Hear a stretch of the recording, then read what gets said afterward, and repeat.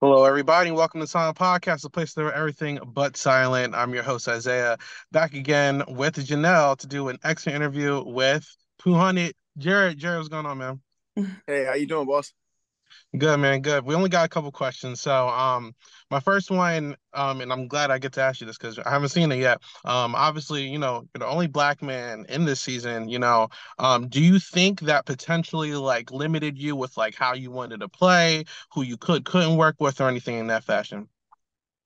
Um, I try not to make any of my game about race. Um, Yeah. Everybody's the same in that house. I truly, other than the not minor, one major incident that happened early on in the season, it wasn't really like I felt as if that was a anything that impeded my game at all. I felt very comfortable in the house. CBS made sure that I felt very comfortable in the house. But every once in a while, you take a step back, you look out, and you say, "Oh, I am the only black man in the house." And then very early on, we were told by even one of the house guests that we aren't considered brown. So it was like it's one of those things where you catch little comments like that and you realize where you may stand with people or not. But I try my hardest not to let that affect my game and just move forward as best as I can with everybody. Because at the end of the day, I don't mind who I'm working with as long as they want to work with me. Yeah. Solid. All right, Jared, my question is the power. I am curious as to why you decided to clue Jag into the fact that you knew it was going to be used or that Matt had it.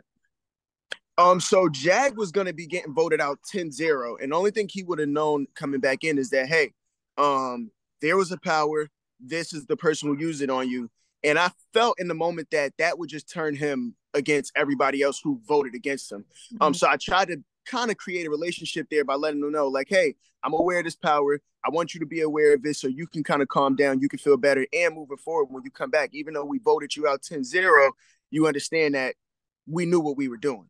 And like I said, it was just kind of a strategy for me to try to buy some good grades from him after essentially voting him out. Gotcha.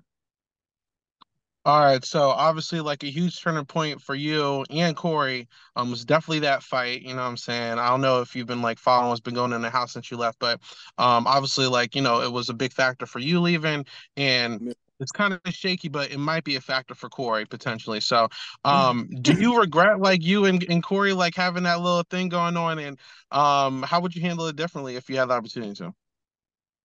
Uh, you know, I feel like a big part of that was me defending Izzy. And I would never change that. At the end of the day, Izzy was one of my closest allies in the game. I really got so much love for Izzy inside and outside of that game. So, um, I entered that room just because the truth of the matter was that I was hearing that people wanted to switch from voting out Izzy from voting out Felicia to voting out Izzy. So me changing that moment would mean that I wasn't kind of defending Izzy in that moment, and I wouldn't change that for the world. At the end of the day, I knew it was part of my downfall, but I told Izzy regardless that I'll try my best to keep her all the way through to the end, even if it was to the detriment of my game. Gotcha. I think we have time for one more. What do you think your mom's path forward is? Do you think she has a path forward? And in your opinion, who should she move forward with? I think my mom now has a great path ahead of her. I feel like she can now be the cutthroat player that she wanted to be. I feel as if she was kind of worried that some of the moves she might make may affect my game in certain ways. But now without me being in the house, I really think she got it. And not that she didn't have it before, but I feel as if she was probably just so focused on me while I was there that she couldn't really be the person that she wanted to be fully. And I can see that happening for her now. And I think it's best for her to try to stay close to someone like Cameron. Even a Matt for her is Matt really trusts my mom, really confides in my mom. And I think that's great for her. So I think she should definitely move forward with those two. And if Blue's being sincere about wanting to keep her secret, wanting to keep our secret and wanting to protect her, then I think Blue is also a good ally for her. Okay. All right, I think that's all of our time. But Jared, thank Yeah. you so much. Hopefully, we can sit down and have like a longer interview in the future, man. But we appreciate you Yeah, talking.